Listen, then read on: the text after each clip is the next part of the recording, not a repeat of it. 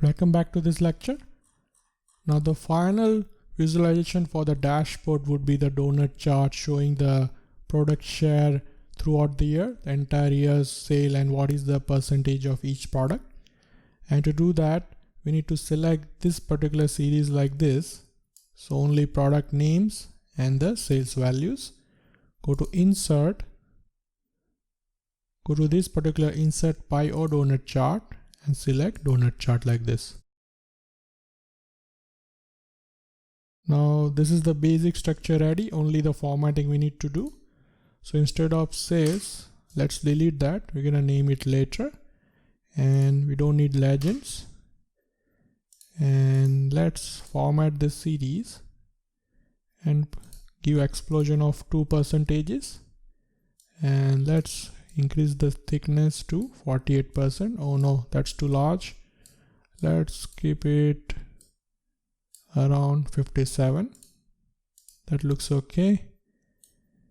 And here we can increase the size. Select the entire chart, go to format, remove the background, that is shape fill and shape outline, and right click, add data labels. Now let's format the data labels. So double click on the data labels, you get the format data labels, and we want category name. We don't want values, we want percentages, and the separator would be space like this. And now you can close it. Now let's change the color of each pie. So each section we want to change the color. So let's select the accessories, go to solid fill and choose something similar to what we have been using. So let's select dark blue, and let's make the data labels color to be white and bold. We can increase the size like this. For the mobile phones, solid fill, let's choose this color.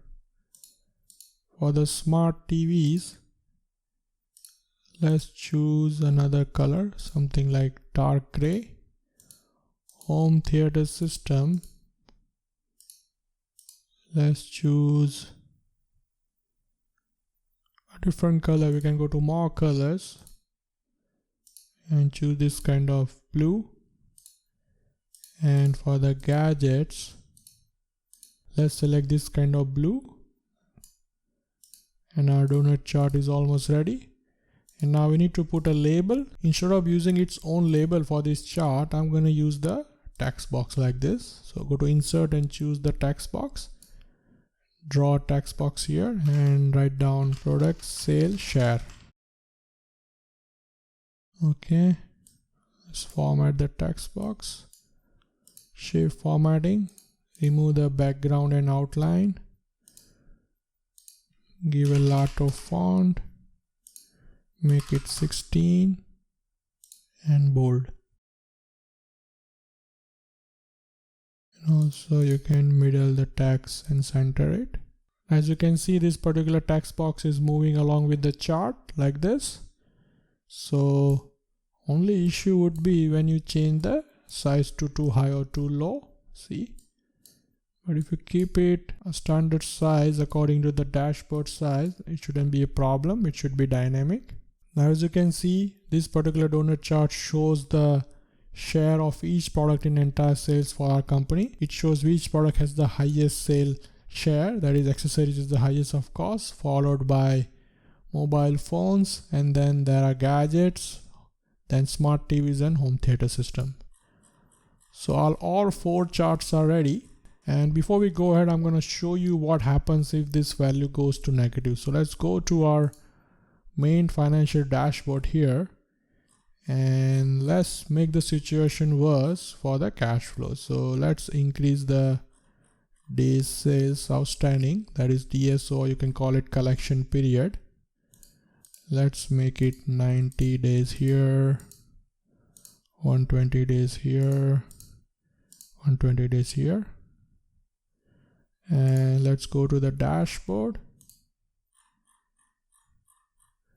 And you can see here in this particular section, we have negative cash flows. And as I told you before, since the series for mean OCF is overtaking the color here, so this particular series is overtaking.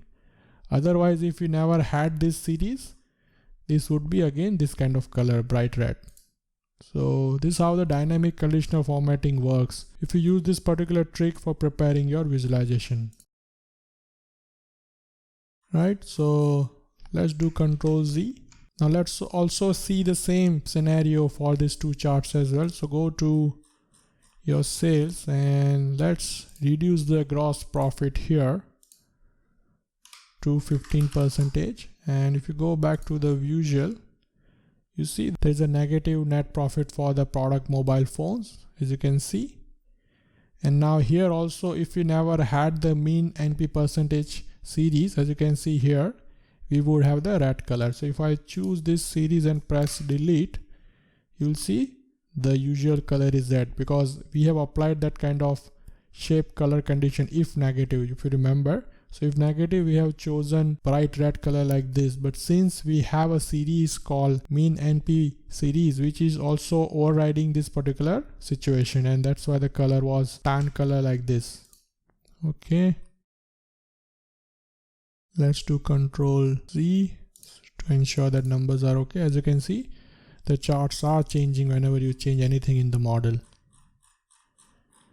Okay, so that's about it for the chart preparation. Now in the next lecture, we're gonna build this dashboard. We're gonna bring in the picture from a free website, a free stock photo. We're gonna bring from a website. I'll show you where to get it. And then we're gonna build the dashboard, the final version.